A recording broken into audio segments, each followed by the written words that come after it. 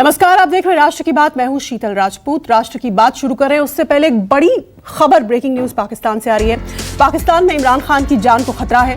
इस्लामाबाद में तहरीके तालिबान पाकिस्तान, जो कि तालिबान का पाकिस्तानी वर्जन है, उसके 4 आतंकी गिरफ्तार किए गए हैं। आतंकियों के पास विस्फोटक बरामद हुआ है और पाकिस्तान का जो आंतरिक विभाग है, इंटीरियर मिनिस्ट्री, होम मिनिस्ट्री, उसने आतंकियों की गिरफ्तारी की पुष्टि की है और ये कहा है कि पाकिस्तान में इमरान खान की जान को खतरा है।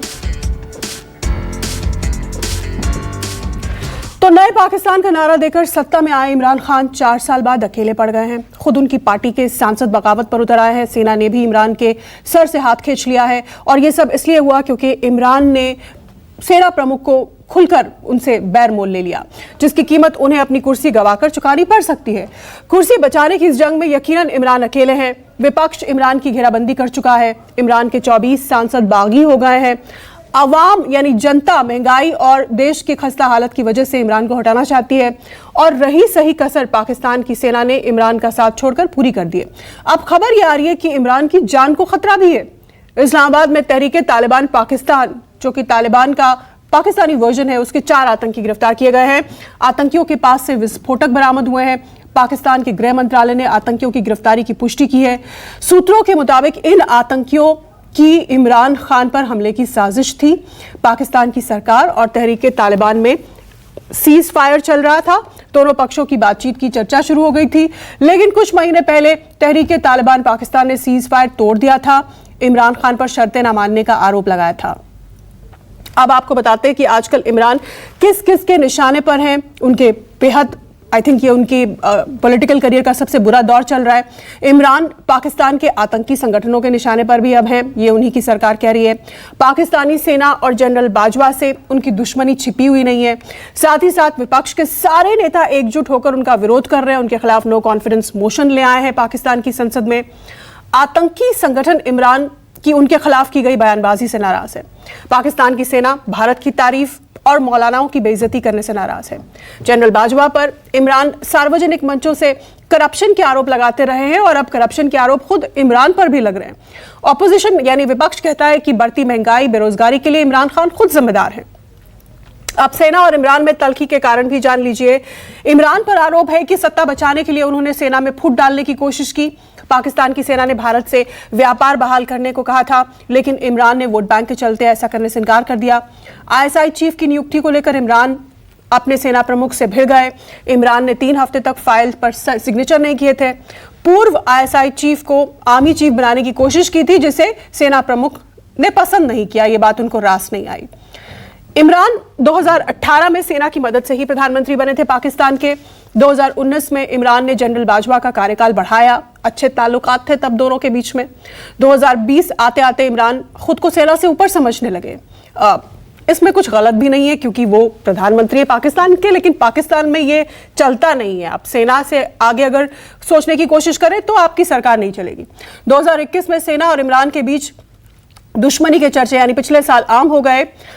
अभी के तो हालात आप जानते ही हैं कि इमरान के खिलाफ अविश्वास प्रस्ताव यानी नो कॉन्फिडेंस मोशन आ चुकी है। अब 3 अप्रैल को इस प्रस्ताव पर वोटिंग होनी है, रविवार को। कहा यह जा रहा है कि नंबर गेम्स में इमरान पिछड़ते हुए दिखाई दे रहे हैं। ऐसे में हमारा आज का सवाल यह है कि इमरान का आखिरी दांव तहरीके तालिबान पाकिस्तान यानी खुद की जान को खतरा बताकर सिंपैथी या सहानुभूति बटोरना, क्या ये उनका आखिरी दांव है? और अगर इमरान खान का जाना तय है तो फिर क्यों डर है, किस बात का भय है? फिर विपक्ष में या टेरर ऑर्गेनाइजेशंस को या सेना को किस बात का डर है कि इमरान अगर नंबर्स गेम में पिछड़ते हुए नजर ही आ रहे हैं तो फिर आखिर क्यों उनके साथ इतनी साजिशें रची जा रही हैं?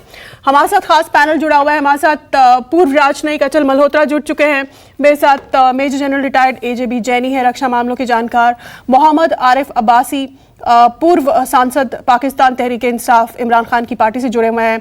डॉक्टर इरशाद अहमद, नवाज शरीफ की पार्टी PMLN के नेता हमारे साथ जुड़े हुए हैं और कुछ रोज पहले भी हमारे साथ डिबेट में थे।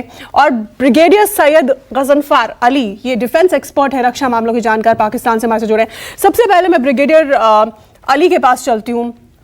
ब्रिगेडियर साहब, आखिर इमरान खान को आप लेकर आए।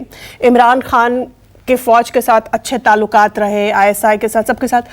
अब क्यों इमरान खान की जान के दुश्मन सब बने हुए हैं पाकिस्तान में, और लोग ये आरोप लगाते हैं पाकिस्तान की फौज पर कि क्योंकि पाकिस्तान की फौज ने उनके सर से अपना हाथ खींच लिया है, इसलिए उनका ये मुश्किल दौर शुरू हुआ है और चल रहा है। बिस्मिल्लाहिर्रहमानिर्रहीम, थैंक यू वेरी मच। देखिए, मैं आपके थीसिस पे तो कुछ नहीं कहूंगा, क्योंकि आप तो जो थीसिस चाहे वो बना सकते हैं। पाकिस्तान में एक इलेक्शन हुए थे और उस इलेक्शन के रिजल्ट के तौर पे इमरान खान पावर में आए थे, और इससे पहले भी इलेक्शंस होते रहे। नवाज शरीफ आए तब भी कहा गया कि जी उनकी मदद की गई है, जब पीपल्स पार्टी आई तब भी कहा गया उनकी मदद की गई है। हमारे यहाँ चूंकि वोटिंग पैटर्न जो है वो टेबुलेटेड नहीं है, कंप्यूटराइज्ड नहीं है, ये मैं मानता हूँ कि उसके अंदर बहुत सी अप्स एंड डाउन्स होते हैं, उसके अंदर बहुत सारी वोटिंग वाले दिन जो है वो कुछ आपके जो पॉलिटिकल एजेंट्स होते हैं, जो बैठे हुए होते हैं, जो लोग उसको देख रहे होते हैं, उनसे मैनिपुलेशन होती है, इसमें कोई शक नहीं। लेकिन इसका ये मतलब नहीं है कि हमने पिछली दफा जब नवाज शरीफ साहब आए थे तो RTC सिस्टम लॉन्च किया था, नवाज शरीफ आए, उन्होंने हुकूमत की, फिर वो चले गए। तो ये बिल्कुल कहना कि जी कोई फौज ने उनकी मदद की थी, this is absurd, this is out of context. मैं भी कह सकता हूँ कि मोदी साहब जो है फौज की मदद से आए थे, क्योंकि उन्होंने चीफ ऑफ स्टाफ को जो है वो नेशनल नहीं, आप क्या ये बात कर रहे हैं ब्रिगेडियर अली, ये आप कैसी उल्टी सीधी बात कर रहे हैं? इसका जवाब आपको जनरल जैनी देंगे। जनरल जैनी, ये क्या उल्टी गंगा बहाने की कोशिश कर रहे हैं ये ब्रिगेडियर अली? उल्टी गंगा बहाने की कोशिश कर रहे हैं, जवाब दीजिए जनरल। उनको शीतल खत्म कर लेने दीजिए, फिर जरा मुझे मौका दीजिएगा, फिर मैं उनको असलियत दिखाऊंगा। आप इम्पेशेंट हैं, आप गलत किस्म का प्रोपेगेंडा करते हैं, तो जब प्रोपेगेंडा करते हैं तो दूसरी की बात सुने। मैं भी ये प्रोपेगेंडा कर क्या जुल्फिकार अली भुट्टो क्या प्रोपेगेंडा है? उनका जो हश्र फौज ने किया, क्या वो प्रोपेगेंडा है? उसके बाद सब्सिक्वेंटली जो हुआ, क्या वो प्रोपेगेंडा है? क्या नवाज शरीफ का तख्ता पलट जनरल परवेज मुशर्रफ ने किया और फिर कई साल वो सत्ता में रहे, प्रोपेगेंडा है? आपके मुल्क की ये सच्चाई है, इसको मानिए। प्रोपेगेंडा कह रहे हैं आप, झूठ बोलते हैं सरासर। आपको हर चीज में पाकिस्तान के अंदर हर चीज कहने दीजिए, अब मुझे कहने दीजिए। अली साहब साल के इतिहास का ये कड़वा सच है। जनरल जैनी आइए। Have patience to listen to me. शीतल, अब मुझे कहने दीजिए। अली साहब, मेरी बात सुनने की भी जहमत रखिए, थोड़ा सा सुनने की जहमत रखिए, थोड़ा सा तहजीब रखिए सुनने की। अगर आपने जो कहा ठीक है, ओके। जनरल ब्रिगेडियर अली, अब आपने अपना पक्ष रख लिया है, अब आप जनरल जैनी को सुनिए। हमारे शो में, हमारे चैनल पर एक वक्त में एक ही मेहमान बोलता है, आप अपना पक्ष रख चुके हैं, अब जनरल जैनी को सुनिए। जनरल जैनी आइए।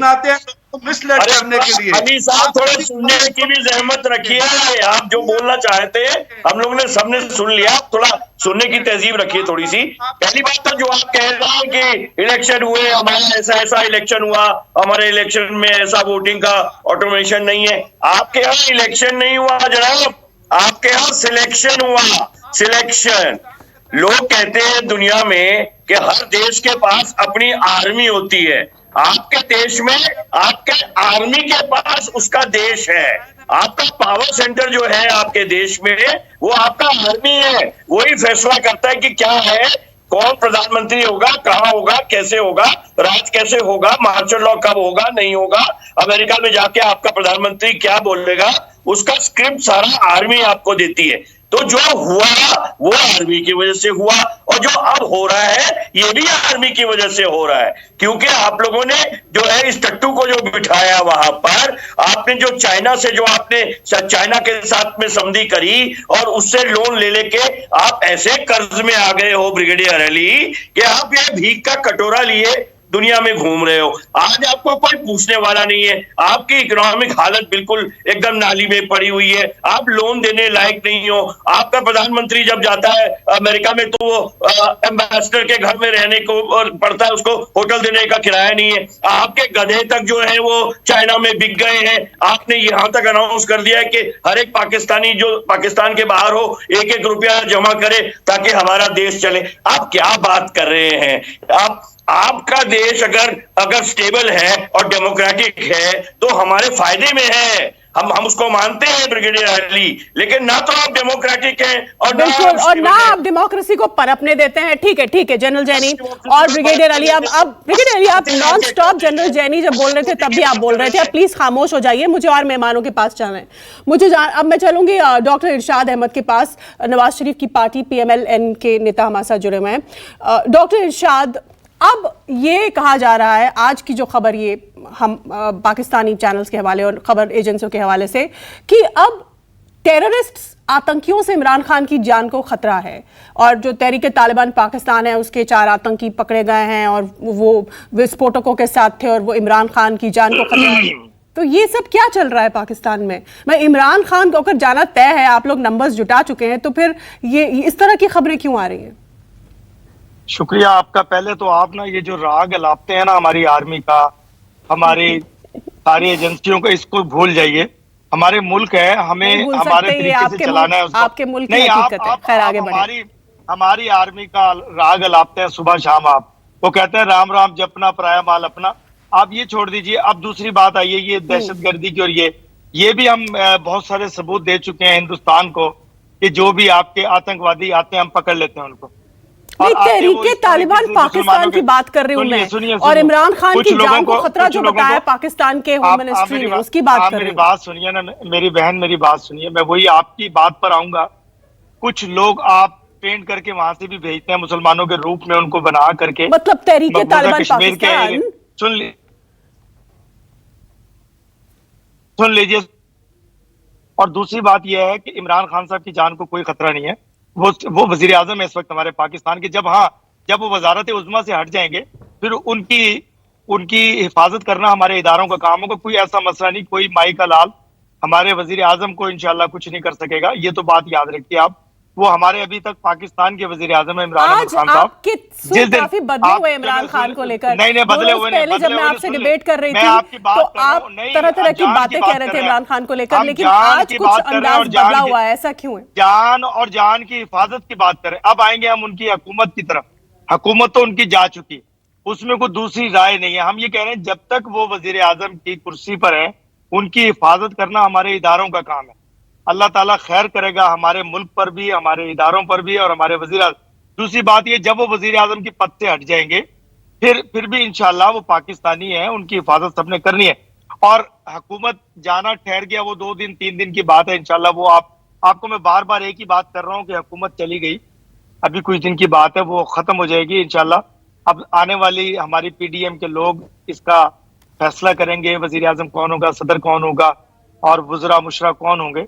आपने देखा कि रात में भी ये गलती की हुई है हमारे वजीर आजम साहब ने कि वजीर आला को हटा दिया, हालांकि वो उनका वसीम अकरम प्लस था, उसको हटा दिया। ऐसी हरकतें उनकी हुकूमत जाने की वजह ठहरेंगी और वजह ठहर चुकी हैं।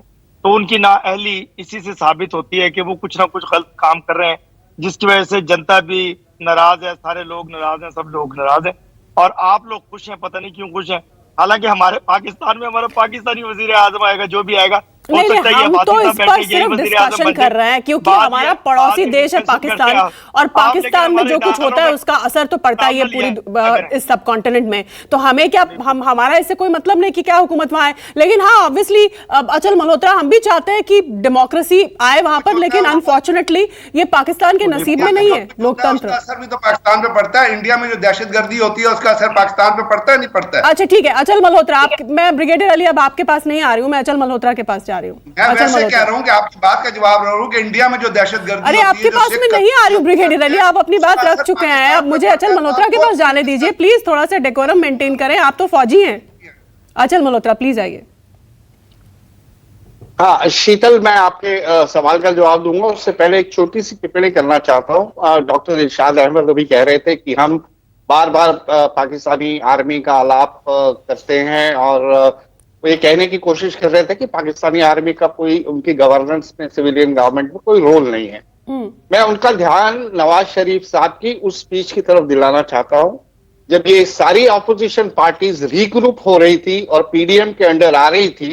तो जो पहली स्टेटमेंट्स और पहली जो स्पीचेस आपके जो नेता हैं नवाज शरीफ साहब, उन्होंने उसमें खास तौर से हाई ऑन द एजेंडा रखा था कि पाकिस्तान की गवर्नेंस में मिलिट्री का इन्फ्लुएंस को मिनिमाइज करने और एलिमिनेट करने की दिशा में हम सब मिलके काम करेंगे। तो भाई साहब, जनाबे वाली, ये प्रोपेगेंडा हम नहीं करते, ये आपके लोग ही बोलते हैं, और चूंकि आपके नेता बोलते हैं, मैं आपके पत्रकारों को तो कोट नहीं करूंगा क्योंकि फिर आप कहेंगे कि पत्रकार तो बायस भी हो सकते हैं। आपके खुद के नेता ने, आप स्पीचेस निकलवा लीजिएगा उनका, कोई ज्यादा पुरानी नहीं है, 6-8 महीने पुरानी स्पीच है, गूगल करिए 2 मिनट में मिल जाएगी। तो ये तो पहला जवाब है आपका। दूसरा, ऑफ कोर्स, जैसे जनरल जैनी साहब ने भी कहा, हम चाहते हैं कि हमारी नेबरहुड में पीस हो, स्टेबिलिटी हो, प्रॉस्पेरिटी हो। Absolutely. अगर हमारा पड़ोसी अगर संपन्न होगा तो सीधा सीधा उसका असर हम पे होगा। तीसरी बात, इमरान खान आए या जाएं, हमें इसका कोई असर नहीं पड़ता। आप चुनिए, आपको जिसको चुनना है आप चुनिए, वो आपकी सरकार चलाएगा, आपके देश को चलाएगा। लेकिन हमें फर्क पड़ता है वहां की आर्म फोर्सेस, मिलिट्री के माइंडसेट से। जब तक वो माइंडसेट नहीं बदलेगा, जब तक आप भारत को हमेशा के लिए टारगेट नहीं करते रहेंगे, जब तक आप ये लेके नहीं चलेंगे कि भारत को 1000 कट्स देने हैं, इसको ब्लीड करना है, और जब तक आप कश्मीर का आलाप लेकर पूरी दुनिया में घूमते नहीं रहेंगे, तो हमें कोई फर्क नहीं पड़ता। वो माइंडसेट को चेंज करने की दिशा में काम कीजिए जनाब। ये मत कहिए कि हम आलाप कर रहे हैं, हकीकत हकीकत है, डिनायल मोड में मत जाइए। वो इनकी मना पुरानी कर देने आदत से है। बातें नहीं बदल जाती वो हैं, इनकी डिनाई पुरानी करने आदत से है। कुछ चलो चेंज एज नहीं ए होता। डिप्लोमैट आप इसको अच्छी तरह समझते हैं। मैं आती हूँ आपके पास जनरल जैनी, लेकिन पहले मोहम्मद आरिफ अब्बासी के पास चलती हूँ, पाकिस्तान तहरीक इंसाफ के पूर्व सांसद। अब्बासी साहब, अब स्थिति ये है कि अब हालात ये हैं कि नो कॉन्फिडेंस मोशन मूव कर दी गई है पाकिस्तान की नेशनल असेंबली में, और ये कहा जा रहा है कि 3 तारीख को इस पर वोट होंगे। ऑपोजिशन ये पूरा दावा कर रही है कि उनके पास सारे नंबर्स हैं और इमरान खान का जाना तय है, जबकि इमरान खान ये कह चुके हैं कि वो सत्ता छोड़ेंगे नहीं, वो अपना पूरा जो 5 साल का टर्म है पूरा करेंगे। तो ये कॉन्फिडेंस क्यों है इमरान खान को अब, जबकि सारे के सारे जितने भी लोग हैं या इदारे सब उनके खिलाफ दिखाई दे रहे हैं इस वक्त? अरे गुड आफ्टरनून आपके तो तमाम सुनने वालों को। देखें, तहरीक आदम एतमाद या vote of no confidence, it is the part of our constitution. Opposition के पास ये राइट आइन ने दिया हुआ और अपोजिशन इसको एक्सरसाइज किया, कोई बुरी बात नहीं है। लेकिन ग्राउंड के हालात अगर मैं आपको बताऊं तो हम इस वक्त जब मैं आपसे बात कर रहा हूँ, we have the 179 numbers in the parliament, और हमें 172 चाहिए जो हमारे लिए अक्सरियत बरकरार रखने के लिए चाहिए होते हैं। तो एक सियासी तौर पे लग रहा है कि शायद अफरा तफरी है, लेकिन बेसिकली जब पार्लियामेंट का परसों इजलास होगा जुमेरात वाले दिन, आप देखेंगे इस पे डिबेट होगी, और बहुत सारे अपोजिशन के लोग जो ये समझते हैं कि इमरान खान को किस चीज की सजा दी जा रही है, उसको इस वजह से सजा दी जा रही है कुछ बैनुल अक़वामी ताकतों की वजह से, कि इमरान खान इस मुल्क की बुनियादी तौर पे खारजा पॉलिसी में, माशी पॉलिसी में, इक़्तिसादी पॉलिसी में, दाखिली पॉलिसी में कुछ बेहतर किस्म की चेंजेस लाना चाहते हैं, उसको मौजूदा दौर के हम आंग करना चाहता है।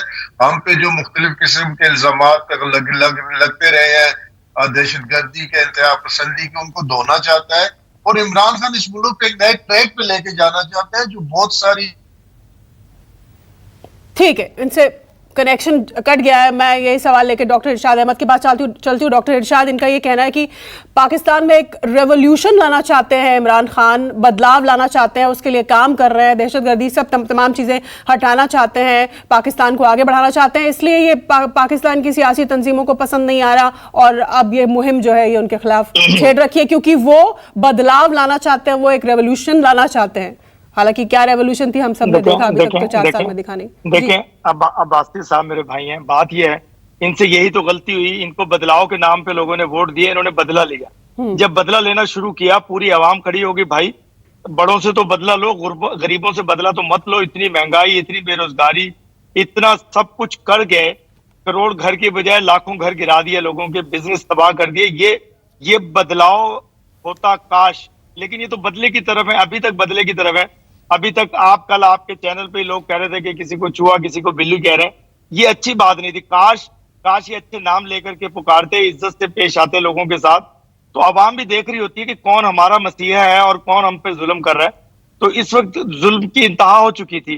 ये अवाम के वोट से और अवाम किस के तरह का सैलाब जुल्म, से ये मतलब किस हुकूमत तरह जाने का वाली। जुल्म, आप थोड़ा स्पेसिफाई करें तो मैं अब्बासी जुल्म- साहब से जवाब लूंगी इसका। शीतल जी मसला ये है कि जुल्म ये नहीं होता कि किसी को मारा जाए, जुल्म ये होता है कि बेरोजगारी कर दी जाए, इतनी महंगाई कर दी जाए कि लोग खुदकुशियों पे मजबूर हो जाएं और रोड पे आना शुरू। लेकिन मेरा मुल्क, मेरा प्यारा मुल्क, अल्हम्दुलिल्लाह कि हम इतने सब्र वाले पाकिस्तानी हैं कि हम सड़कों पे नहीं आए अभी तक। अभी जो सड़कों पर आ रहे हैं ये सिर्फ एक चेंज की वजह से आ रहे हैं कि इस बदले वाली हुकूमत से बदलाव वाली हुकूमत आ जाए, इस नई हुकूमत से पुरानी हुकूमत बेहतर थी वो लोग आ जाएं, उनको कम अज कम मुल्क चलाने का पता है, वो मुल्क चला सकते हैं, वो मुल्क के मसीह हैं, अवाम के मसीह हैं। तो इसलिए हुकूमत जा रही है और कोई वजह नहीं है। खुदा ना खास्ता किसी की दुश्मनी, जाती दुश्मनी नहीं होती सियासत में, मुल्क के इदारों में। सिर्फ यही होती है कि अवाम का भला जो करेगा वही रहेगा। ठीक है, अवाम के ठीक है, साथ मतलब आप कह रहे हैं वही कि बनेगा, जनता का अवाम भरोसा जो है वो मसीहा। इमरान खान से उठ चुका है। जी बिल्कुल खत्म हो चुका, बिल्कुल। ठीक है, तो ब्रिगेडियर अली के पास में चलती हूँ। ब्रिगेडियर अली, आपके हिसाब से ऐसा क्या हो गया है कि इमरान खान का जाना अब तय हो गया है, जरूरी हो गया है और सब लोग कह रहे हैं कि इमरान गो इमरान। आपका क्या एनालिसिस है इस पर? आप एक पूर्व फौजी हैं। तहरीक अदनाद एक पॉलिटिकल प्रोसेस है, कॉन्स्टिट्यूशन के अंदर दिया हुआ है, उसके अंदर कुछ नंबर्स की जरूरत है। अब जब पाकिस्तान की बात करते हैं तो मैं इरशाद साहब की बातों का जवाब यहाँ पे नहीं देना चाहता, क्योंकि जो कुछ नवाज शरीफ ने पाकिस्तान में किया है उसके बोर्ड तो इंडिया में भी वहाँ पे लंदन में भी लग गए थे। लंदन में अखबार का जिधर लिखा गया था पेंट हाउस पायरेट्स, और क्यों वो गया उसकी भी वजह आपको पता है, लेकिन मैं वो जिक्र नहीं करना चाहता यहाँ। हमारा इंटरनल मसला है। अवाम खान, जब आप अवाम की बात करते हैं शीतल, तो अवाम को आपको इन पर्टिकुलर नहीं देखना होता, अवाम को आपने इन जर्नल देखना होता। और अगर आपने अवाम को इन जर्नल देखना है तो आप इमरान खान का कमालिया का जलसा उठा के देख लीजिए, आप इमरान खान का जो है पिंडी इस्लामाबाद का जलसा उठा के देख लीजिए, और उसी कंपैरिजन में आप मरियम का जलसा उठा के देख लीजिए।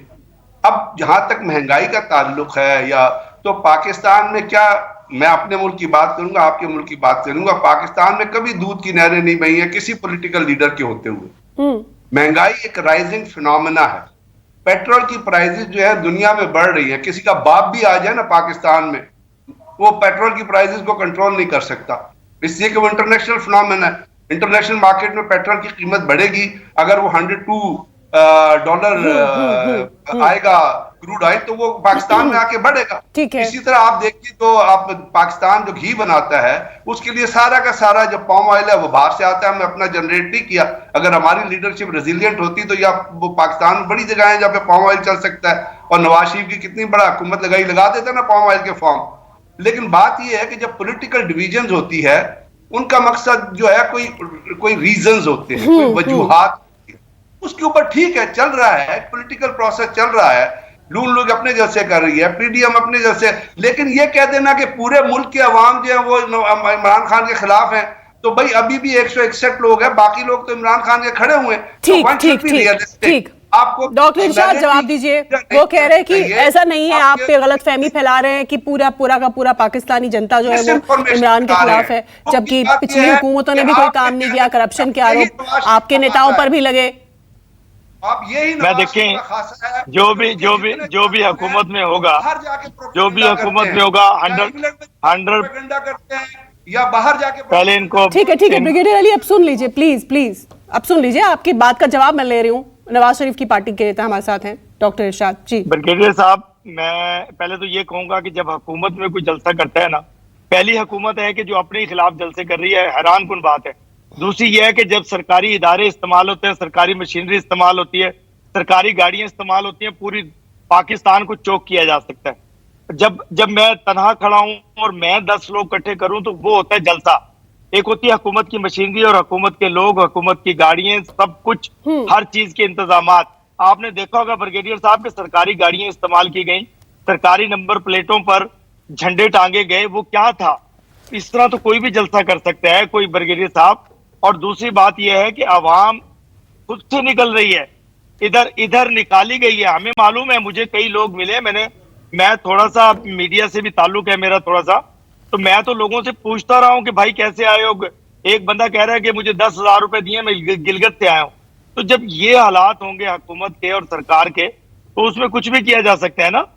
तो मैं यही कहूंगा कि हमें बहरहाल इस चैनल पे, हिंदुस्तान के चैनल पे बैठ करके आपस में अपने मुल्क की बुराई नहीं करनी चाहिए। मैं नहीं कर रहा था बुराई, आपने बात की तो उसका मैं जवाब दे रहा हूं।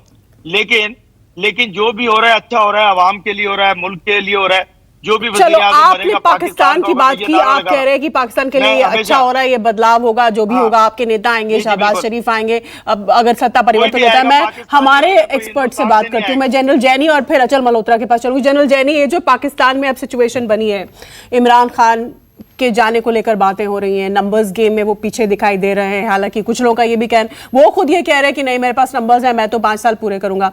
तो ये जो एक अनस्टेबल कंडीशन पाकिस्तान में अभी बनी हुई है, अस्थिर सिचुएशन, इससे इस इलाके में और हम भारत के लिए आप किस नजरिए से इसको देखते हैं, आप भारत के पॉइंट ऑफ व्यू से? मुझे तो थोड़ी सी हंसी भी आती है और थोड़ा अफसोस भी होता है कि दोनों पाकिस्तान के वक्ता जो हैं वो आपस में ये कह रहे हैं कि हमें खुलेआम भारत के चैनल के ऊपर में अपने मुल्क की बुराई नहीं करनी चाहिए। माफ करिएगा, आपका जब मुल्क है ही बुरा और जब बुरा बन ही गया और पूरे दुनिया में साबित कर दिया अपनी बुराई को हर तरीके से, तो फिर उसमें मैं क्या कह सकता हूं। अब रही बात कि ये इमरान का कि हम 5 साल रहेंगे, देखिए Imran Khan has to go, he will have to go, he has no political experience. उसने पाकिस्तान को बिल्कुल एकदम नाले में ढकेल दिया है, उसकी इकोनॉमी, उसकी गरीबियत, उसकी गुर्बत, उसको बिल्कुल सत्यानाश कर दिया है। तो इमरान खान को तो जाना पड़ेगा। और ये जो जान के नारे बना रहे कि मेरी जान को खतरा है, ये तो सिर्फ पॉलिटिकल स्टंट है। इनको कोई पॉलिटिकल एक्सपीरियंस नहीं है। क्रिकेट खेल के कोई बन गया प्राइम मिनिस्टर, आर्मी ने बना दिया, तो इसका मतलब नहीं है कि वो पाकिस्तान को कहीं से कहीं जन्नत से जहन्नुम से जन्नत तक ले जाएंगे। दूसरी बात क्या है कि अभी बात कर रहे थे मिलिट्री माइंडसेट की, मल्होत्रा साहब कह रहे थे या कोई कह रहा था कि मिलिट्री का माइंडसेट है। हाँ, मल्होत्रा साहब ही कह रहे थे। माइंडसेट नहीं है, military is the centre, power centre. तो इमरान अगर जाएंगे भी शीतल, तो कोई मिलिट्री के ही सिलेक्ट किया हुआ आदमी आएगा, चाहे वो पीडीएफ का हाँ, शहबाज शरीफ कह रहे हैं लोग, 180 में से उनके गुड हो। बुक्स में है। लेकिन सवाल ये है कि पाकिस्तान का जो जन्म हुआ था वो 2 नेशन थ्योरी के ऊपर हुआ था कि भाई हमारे मुसलमानों की इज्जत नहीं होगी हिंदुस्तान में, इसलिए हमारे को पाकिस्तान दे दो। लेकिन 1971 में ईस्ट पाकिस्तान टूट जाने के बाद, बांग्लादेश बनने के बाद में इनकी 2 नेशन थ्योरी जो थी जिना की, वो बिल्कुल खड्डे में चली गई, वो डब्बे कचड़े के कूड़े के डब्बे में चली गई। अब इनके पास रह क्या गया, क्योंकि ये यूनाइटेड नेशन के मेंबर है, देश है, पाकिस्तान लिखते हैं, लंबा चौड़ा देश है इनका, तो इनको सिर्फ हेट इंडिया, कश्मीर का इशू बना दो, चाहे कुछ भी बना दो, भारत के आगे। हमारी प्रॉब्लम क्या है कि अब ये अफगानिस्तान की सिचुएशन के बाद जहां की तालिबान का राज हो गया है, एक तालिबान वहां पे, एक छोटा तालिबान, हमारे बड़े तालिबान और हमारे बीच में, तो ये हमको वरी है कि उधर तो तालिबान का राज हो गया है और यहाँ पे इनकी पार्टियां जितनी भी हैं वो सब तालिबान के टट्टू हैं। तो ये अब कैसे ये इनकी बातों पे विश्वास किया जाए कि ये लोग जो कह रहे हैं कि हमारी सरकार बनेगी और बड़ा हमारा कॉन्स्टिट्यूशन में ऐसा है और हमारे और हम डेमोक्रेसी लेकर आएंगे, लोकतंत्र, जमहूरियत की बात कर रहे हैं। ठीक है। अच्छा मल्होत्रा, मैं एक इसका कूटनीतिक एंगल खंगालने की कोशिश करूंगी। मल्होत्रा साहब, अब अगर इमरान खान चले जाते हैं, जो कि ये लोग दावा कर रहे हैं, क्लेम कर रहे हैं वहां की ऑपोजिशन के, हमारे पास नंबर्स हैं, अगर वो नो कॉन्फिडेंस मोशन जो है वो उसमें वो वाकई लूज कर जाते हैं, तो और मान लीजिए कि दूसरी कोई सरकार आ जाती है, जैसे कि हॉट कंटेंडर पीएमएलएन के शहबाज शरीफ माने जा रहे हैं, तो हमने तो पास्ट में भी देखा है, हमारा अनुभव तो किसी भी सरकार के साथ बहुत समय तक अच्छा नहीं रहा है, चाहे वो पाकिस्तान थोड़ा नवाज शरीफ के टाइम में थोड़ा सा था, लेकिन उसके बाद फिर करगिल भी उन्हीं के टाइम में हुआ। तो अगर सत्ता परिवर्तन होता है और इस तरह का परिवर्तन होता है, तो फिर भारत के कॉन्टेक्स्ट में, आज के अंतर्राष्ट्रीय परिप्रेक्ष्य में आप इसको कैसे देखते हैं मल्होत्रा साहब? देखिए, जिसे मैंने पहले भी कहा था कि जो सिविलियन गवर्नमेंट्स हैं वहां के जो पावर स्ट्रक्चर में सबसे कमजोर लिंक है। ये फिर कहेंगे कि मैं प्रोपेगेंडा कर रहा हूं, मैं प्रोपेगेंडा नहीं कर रहा, I am making a statement of fact. आपके लीडर्स नवाज शरीफ साहब ने भी कोशिश करी थी भारत के साथ दोस्ती का जो हमने हाथ बढ़ाया था उसे थामने की बात करी थी। उससे पहले भी बहुत सारी कोशिशें हो गई हैं। आप इतिहास को खंगाल के देखिए, रिसेंट पास में जब भारत और पाकिस्तान की सिविलियन गवर्नमेंट किसी अंडरस्टैंडिंग में पहुंची है, तो उसे सेबोटेज किया गया है। किसने सेबोटेज किया है? अब मैं फिर कहूंगा तो आप कहेंगे कि मैं प्रोपेगेंडा कर रहा हूं। So it's very well known कि किसने सेबोटाज किया है। बाकी मैं कोई डिप्लोमेटिक लैंग्वेज नहीं बोल रहा, स्ट्रेट फॉरवर्ड है। आपके देश में शांति रहे, सुख रहे, समृद्धि रहे, इससे हमें फायदा है। अगर गलती से नहीं होता, देखिए अब आपकी 9 पार्टी ऑपोजिशन आ रही है वहां पे, मैं इस पे कमेंट नहीं करूंगा कि आप चला पाएंगे सरकार या नहीं चला पाएंगे, क्योंकि बड़ा मुश्किल है, बड़े डाइवर्स ओपिनियंस वाली पार्टी है। लेकिन उसका जो रिपरकशन हमारे लिए, उस बारे में तो हमें सोचने का अधिकार है। और वो ये है कि भारत आज की तारीख में पाकिस्तान और चाइना को लेकर वर्स्ट पॉसिबल सिनेरियोस के लिए तैयार है। और अगर कोई ऐसी बात होती है, आपके देश की परिस्थितियां ऐसी बनती हैं जिससे हमारी सुरक्षा को कोई नुकसान पहुंचाने की या पहुंचने की उम्मीद होती है, तो आप मुझसे ये वादा ले लीजिए, आप हमें हमेशा तैयार पाएंगे। चाहे आप 1 फ्रंट खोल लें, 2 फ्रंट खोल लें या 3 फ्रंट खोल लें, 2.5 फ्रंट तो आपने ऑलरेडी खोल रखे हैं। लेकिन फिर भी मैं यही कहना चाहूंगा कि आप खुश रहें, समृद्ध बने, आपके यहाँ प्रॉस्पेरिटी हो, शांति हो, आप कश्मीर का ऑब्सेशन छोड़ दें, भारत से दुश्मनी खत्म करें, आइए मिलके हाथ बढ़ाएं, एक साथ कदम बढ़ाएं, तो ये पूरे रीजन के लिए जो है बहुत ही अच्छी बात होगी। ठीक है, ठीक है। ये आपके मुस्कुराने से बात नहीं चलेगी। आपके नेता ने जो शुरू में प्रॉमिसेस दिए थे, जिसके दम पे आप ऑपोजिशन इकट्ठी करके लाए थे, तब करके दिखाइए। मिलिट्री इन्फ्लुएंस को करके दिखाइए, कम मिलिट्री ओपिनियन को इन्फ्लुएंस करके दिखाइए कि आपके देश की तरक्की भारत से दुश्मनी में नहीं है, भारत से दोस्ती में है। ठीक है, तो आप ये करके दिखा दीजिए, फिर कोई भी पावर में आ जाए, हम तो खुश हैं। डॉक्टर इरशाद, इशारा आपकी तरफ है। और वो जो पूरा आपने एक गुलदस्ता सजाया, आपने कुछ रोज पहले कहा था कि ऑपोजिशन पार्टीज का एक गुलदस्ता है और हम लोग ये नो कॉन्फिडेंस जता रहे हैं। कल भी हमने मंच पर देखा, तमाम लोग थे ऑपोजिशन के। तो एक तो पहला सवाल ये कि इतने सारे अलग अलग व्यू पॉइंट्स के लोग, ठीक है, आज तो इकट्ठे क्योंकि उनका मकसद एक है इमरान खान की पार्टी को हटाना, इमरान खान को हटाना, लेकिन आगे आप कैसे चलाएंगे? क्योंकि सबके अलग अलग अपने डिफरिंग स्टाइल्स हैं पॉलिटिक्स के। और दूसरा, क्या एक इंडिपेंडेंट लोकतांत्रिक सरकार आप चला पाएंगे फौज के, आईएसआई के प्रभाव से हटकर, जो इतिहास बना पाएंगे जो आज तक तो नहीं कर पाए पाकिस्तान में कोई भी सिविलियन गवर्नमेंट? शीतल, मुझे बोलने दीजिएगा थोड़ा। आप ही के पास आई हूं मैं। पहले मैंने ये कहा, ये कह रहे थे कि जी हम फौज के अलावा नहीं, बात हमारी फौज की बात कितनी दफा आप लोग भगवान का नाम नहीं लेते जितनी दफा हमारी फौज का नाम लेते। अच्छा, ये बताइए, नवाज शरीफ को फौज ने हटाया था कि नहीं हटाया था? सुन लेना, जनरल परवेज मुशर्रफ ने हटाया था। आप हिस्ट्री को झुटला दो तो मैं फौज का नाम लेना बंद कर दूंगी। मैं बता रहा हूँ ना, मैं तो ये कह रहा हूँ कि इतना भगवान का नाम नहीं लेते जितना आर्मी का नाम लेते हैं पाकिस्तान। नहीं, अभी पाकिस्तानी पैनल से बात करेंगे तो फौज और आईएसआई की बात तो लाजमी है। हम अदरवाइज नहीं पाकिस्तानी फौज का जिक्र करते। आपसे बात कर रहे हैं तो आपकी फौज की बात कर रहे हैं। अच्छा शीतल, दूसरा आप इन्होंने कहा कश्मीर को भूल जाइए। कश्मीर अटूट अंग है पाकिस्तान का, वो हम ले लेंगे आपसे इंशाल्लाह। ओहो, ये तो आप खुशफहमी छोड़ ही दो। 70 साल से जो आपने ये ख्वाब पाल रखा है ना, अब बात उसने आपको कंगाली के कगार पे ला दिया है, क्योंकि आपका ये ऑब्सेशन, आप अपने मुल्क पे फोकस कर नहीं पाते हैं। उसको छू नहीं पाए। जनरल जैनी, चलिए अब ये फिर से वो राग अलाप रहे हैं, आइए आप बीच में। मुझे जवाब देने दें। मुझे कैसे जवाब देने दें? आप बात ही उठपटांग कर रहे हैं तो क्या जवाब मैं आपसे जवाब लूं? अब आपको जवाब जनरल जैनी देंगे। आप जनरल जैनी से बात कीजिए। जनरल जैनी आइए। जाली दे चुका है, इसमें कोई जवाब बनता ही नहीं है। कश्मीर को हम लेके रहेंगे। अरे लेने कौन देगा आपको? आपको छूने भी नहीं देंगे। अब तो 370 लग गए हैं। आपके आतंकी भाग गए वहां से, जो थे वो मारे गए। 2-4-6 जो बचे हुए हैं उनको भी लंबे कर देंगे, पहुंचा देंगे वहां पे। आप बेटर है अपने ट्रेनिंग कैंप्स वगैरह बंद करिए। और जो मल्होत्रा साहब अभी बात इतनी अच्छी कह रहे थे कि अच्छा एक पीसफुल एटमॉस्फेयर बनाइए, भारत के साथ में दोस्ती करिए, आपका भी हालो बहाल अच्छा हो, इकोनॉमी अच्छी हो, लोग खुशहाल हो, यही हम चाहते हैं। कश्मीर ले लेंगे, ये ख्वाबी पलाओ अपने लोगों को आप सुनाते हैं। हर बात सुनाते हैं जब आपकी हालत बिल्कुल नाली खड्डे में पहुंच जाती है। अरे अब तो कम से कम नाली के खड्डे में पहुंच जाते हैं। अब तो डॉक्टर इरशाद पाकिस्तान के लोगों की बात कीजिए। आप तो खुद कह रहे हैं कि लोग जो है परेशान हो गए हैं, उनके लिए काम नहीं हो रहा, बेरोजगारी है, महंगाई है। अब तो उनकी बात कीजिए। आप अभी भी वही ढर्रे पे चल रहे हैं। आपकी हर बात का जवाब दे रहा था स्टेप बाय स्टेप, लेकिन आप लोग बीच में चीखे मारते हैं। ये एक आदत खत्म हो जाए तो क्योंकि बड़ा आप मजा आए शुरुआत ही प्रोग्राम का। उल्टी बात से साहब, करते हैं। नहीं शुरुआत नहीं, आपके सवालों का जवाब दे रहा हूँ मैं। ऐसे चलो जवाब दो आपने आप, पाकिस्तान हम की सुनते हैं तरफ आपको। अब जवाब मैंने आपको ये कहा था, ये देखें अब ये देखें, हमारी फौज ऐसे नहीं करेगी इंशाल्लाह, हमारी फौज डस करेगी जिस दिन भी करेगी, वो जवाब देगी सही तरीके से, चीखे नहीं मारेगी हमारी फौज। नहीं छोड़िए ना, हमारी वो फौज अब सीधे तरीके से आप मुद्दे से मत भटकिए, आप अपनी बात पूरी कीजिए जो आप कहना चाह रहे थे। हाँ, मैं पूरी बात कर रहा था, आप सुनते नहीं ना। दूसरी बात ये मैंने कहा था, गुलदस्ता वाकई गुलदस्ता है।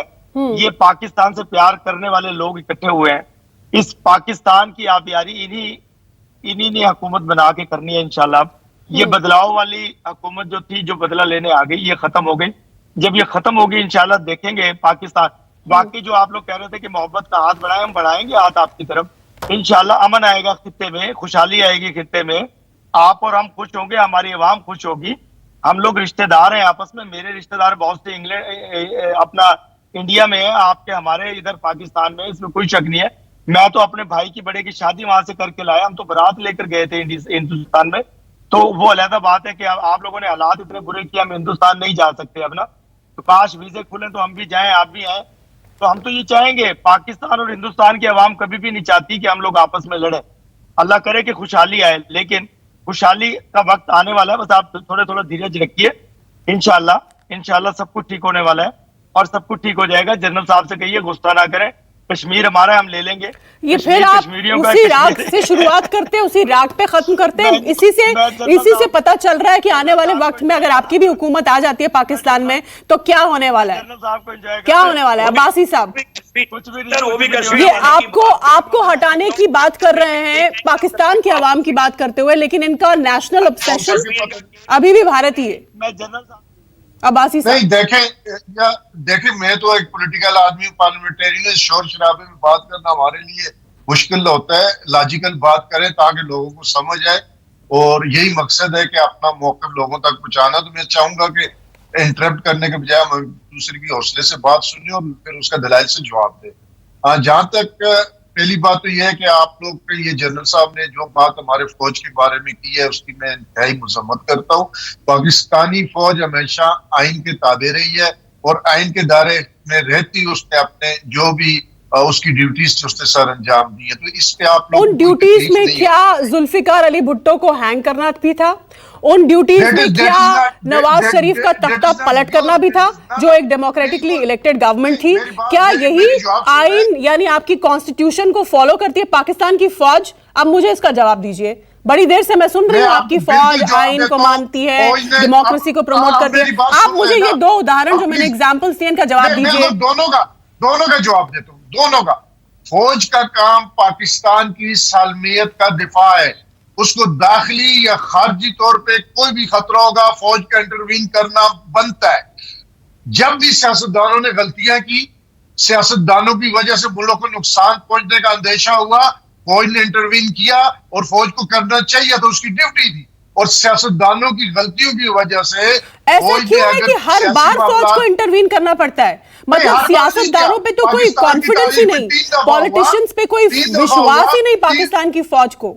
देखें मेरी बात हर बार ऐसा वो करते हैं, 5 साल पूरे हो ही नहीं पाते किसी के भी। जब नाकाम हुए, सियासतदान जब नाकाम हुए अपनी गलतियों की वजह से, तो फौज को इंटरवीन करना पड़ा। मतलब हर बार ऐसा हुआ ना, हर बार ऐसा हुआ। सिर्फ एक फौजी शासक जनरल परवेज मुशर्रफ थे जिनका कार्यकाल इतना लंबा चला क्योंकि वो फौजी थे, नहीं तो कोई भी पॉलिटिशियन 5 साल तो पूरा कर नहीं पाया वहां पर।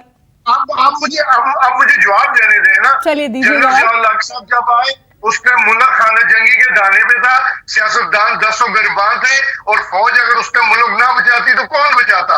उसके बाद तो फौज आज की तारीख में भी यही कह रही है। वो जिन पॉलिटिशियंस के साथ में हैं, वो पॉलिटिशियंस ये कह रहे हैं कि हम तो पाकिस्तान बचाने की कवायद में जुटे हुए हैं। तो ये पाकिस्तान की कड़वी हकीकत है जिसको इन सब ने कबूल लिया है इनडायरेक्टली कि कोई भी लोकतांत्रिक तरीके से सो कॉल्ड वहां सरकार चलती नहीं, पॉलिटिशियंस की किसी की कोई बिसात नहीं है, चलती है तो सिर्फ फौज और आईएसआई की, चाहे इसको कोई माने या ना माने, लेकिन ये पूरी दुनिया को पता है। आप सभी का हमारे साथ जुड़ने के लिए बहुत बहुत धन्यवाद। एक छोटा सा ब्रेक, देखते रहिए न्यूज़ 24। नमस्कार, मैं हूं मानक गुप्ता। अगर आपको हमारा ये वीडियो पसंद आया हो तो इसे लाइक और शेयर जरूर करें, और हां, हमें सब्सक्राइब और फॉलो करना ना भूलें। ताकि आप देश और दुनिया की कोई खबर मिस ना करें। तो जुड़े रहिए हमारे साथ और देखते रहिए न्यूज़ 24।